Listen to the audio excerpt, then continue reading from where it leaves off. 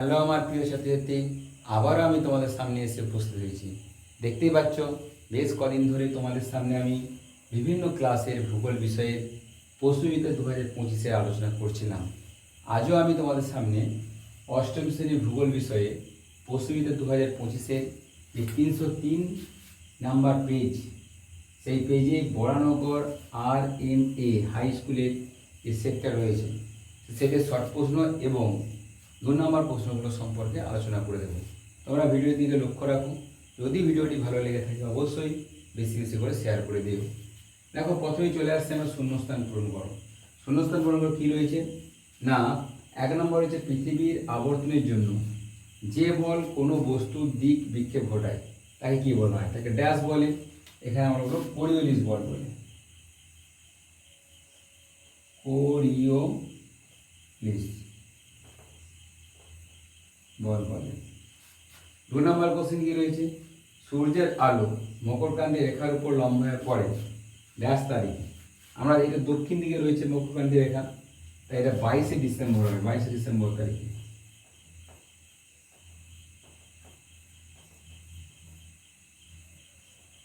বাইশে ডিসেম্বর তারিখে।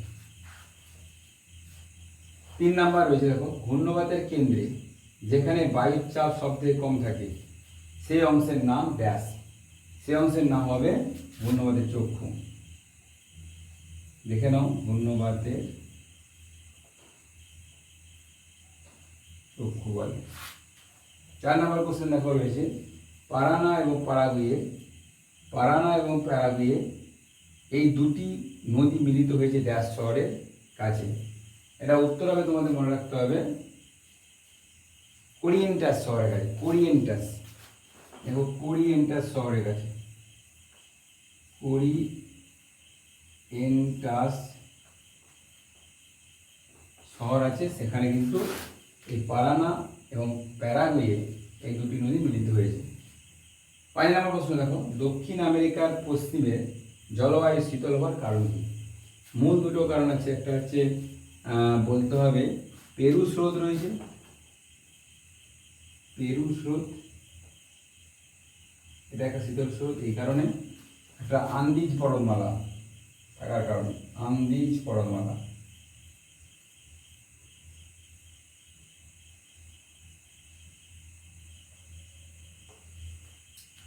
দেখো, 1-এর দাগের যে শূন্যস্থান পূরণগুলো আলোচনা করলাম, এরপরে 2-এর দাগের প্রশ্নগুলো আলোচনা করছি।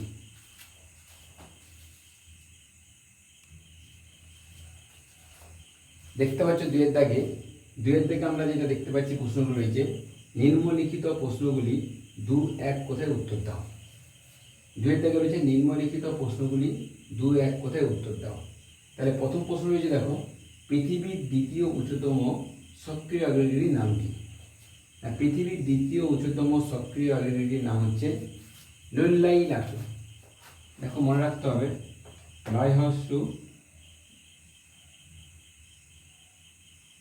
লুল্লাই লাকু।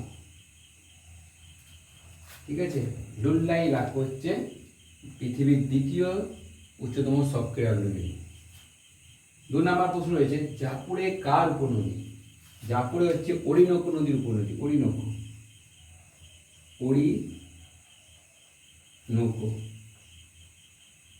নদীর উপনদী। ঠিক আছে, অরিনোকো নদীর উপনদী জাপুরে। 3 নম্বর রয়েছে, আমাজন অববাহিকার আয়তন কত? না, আমাজন অববাহিকার আয়তন হচ্ছে 70,50,000 বর্গ কিমি। দেখতে পাচ্ছ, 70,50,000 বর্গ কিমি। 4 নম্বর রয়েছে, গোধূলি অঞ্চল দেখা যায় কোন ধরনের অরণ্য? নিরক্ষীয়, মনে রাখতে হবে, নিরক্ষীয় চিরসবুজ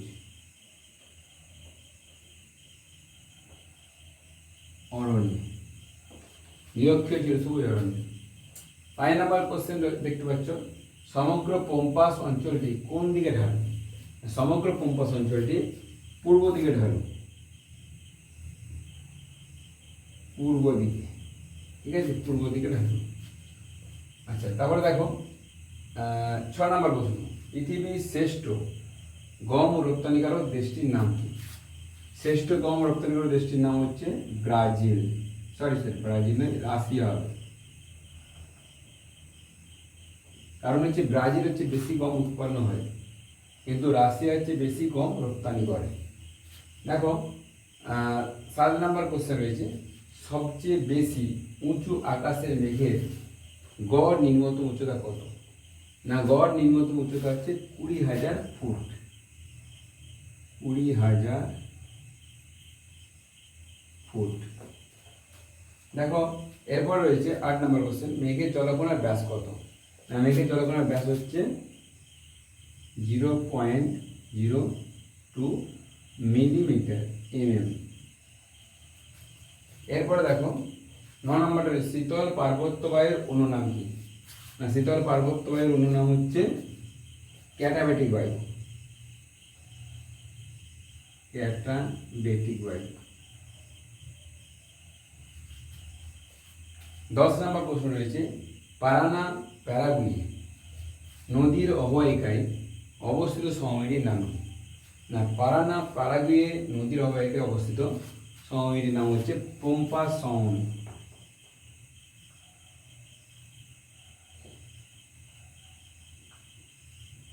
তাহলে আমরা 2 নম্বরের 2 দাগের প্রশ্নগুলো উত্তরগুলো পেয়ে গেলাম। এবার আমরা 3 দাগের প্রশ্ন উত্তরগুলো করে নেব।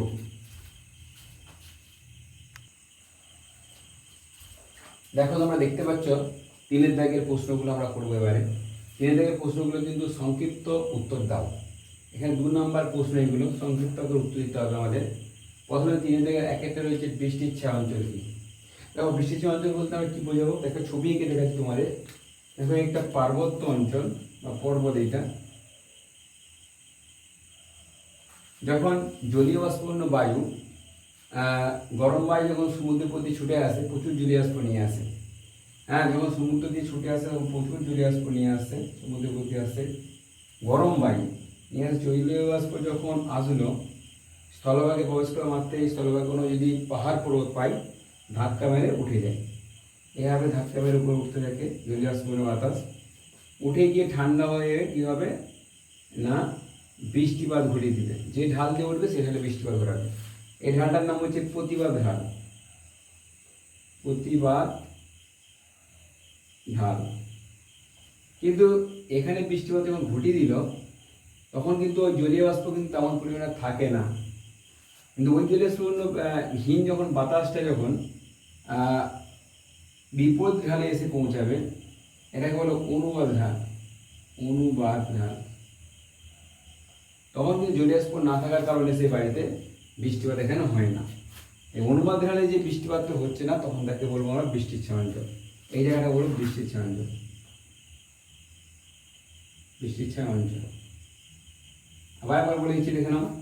যখন সমুদ্রের উপর দিয়ে গরম বাতাস ছুটে আসে, প্রচুর জলীয় বাষ্প নিয়ে আসে, সেই জলীয় বাষ্পপূর্ণ বাতাস যখন স্থলভাগে প্রবেশ করে যখন পার্বত্য অঞ্চলে ধাক্কা মারে, সেই পর্বতের ঢাল বরাবর উঠতে থাকে, উপর ঠান্ডায় ঘনীভূত প্রচুর বৃষ্টিপাত ঘটিয়ে দেয়। সেই ঢালটাকে প্রতিবাদ ঢাল বলবো।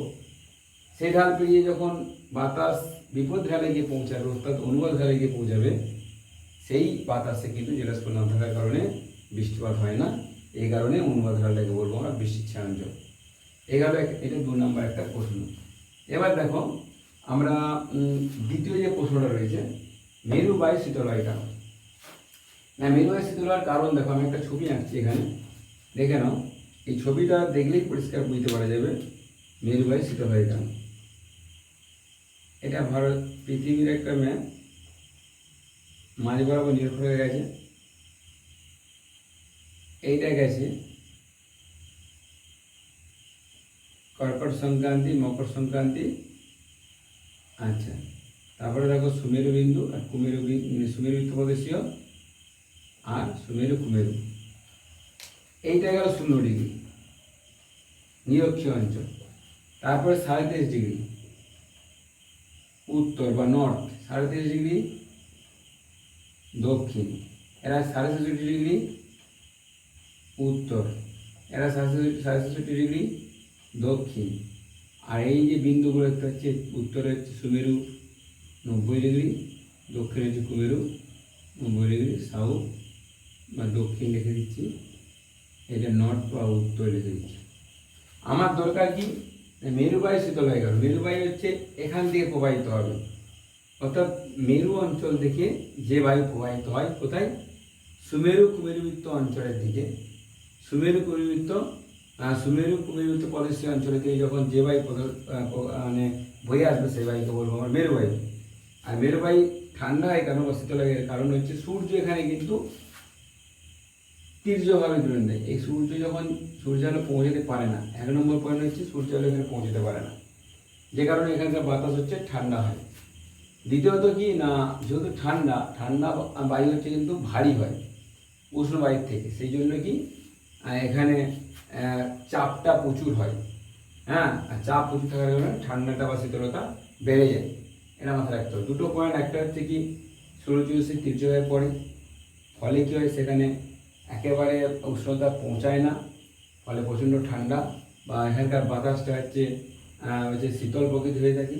আর একটা কারণ হচ্ছে কি, যেহেতু এই উষ্ণ বায়ুর থেকে হচ্ছে শীতল বায়ু ভারী হয়, সে কারণে কিন্তু এই বায়ু প্রচণ্ড চাপ সৃষ্টি করে ওখানে। হ্যাঁ, ফলে সেখানে আরও শীতলতা বেড়ে যায়। এই দুটো পয়েন্ট মনে রাখতে হবে।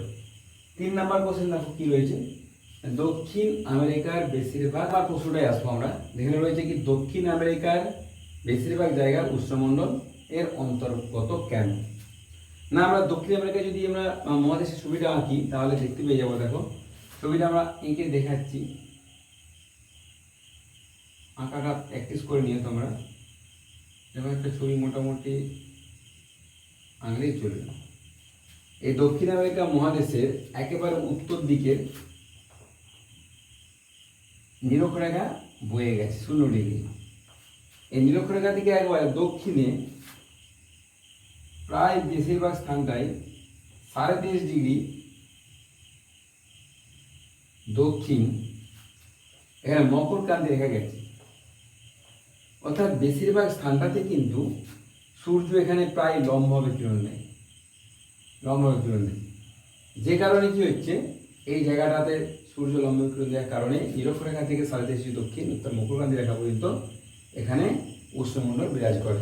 আমরা জানি কি উষ্ণমণ্ডল কোন অঞ্চলটাকে বলবো না, 0 থেকে 23.5°, উত্তর দক্ষিণ অংশটাকে আমরা উষ্ণমণ্ডল বলি। যেহেতু আমাদের দক্ষিণ আমেরিকা মহাদেশে 0 থেকে 23.5° অংশটায় বেশিরভাগ স্থানটায় ঘিরে রেখে দিয়েছে, সেই কারণে আমরা দক্ষিণ আমেরিকা মহাদেশের বেশিরভাগ জায়গাটা উষ্ণমণ্ডলের অন্তর্গত বলে আমরা অভিহিত করতে পারি। এবার দেখো লাস্ট রয়েছে এটা 4 নম্বর কোশ্চেন রয়েছে কি না, এস্টেনসিয়া কি না। এস্টেনসিয়া মনে রাখতে হবে আমাদের না, এই দক্ষিণ আমেরিকা মহাদেশ দিয়ে আমরা দেখাবো। দেখো এই যে ছবিটা আঁকা আছে, এখান দিয়ে কিন্তু একটা নদী গেছে, লা প্লাটা নদী, প্যারাগুয়ে উরুগুয়ে পরপর মিলিত হয়ে লা প্লাটা নদী। এই অঞ্চলটাকে বলো পম্পাস অঞ্চল, পম্পাস সমভূমি। এখানে রয়েছে কিন্তু কি রয়েছে না, নাতিশীতোষ্ণ তৃণভূমি রয়েছে।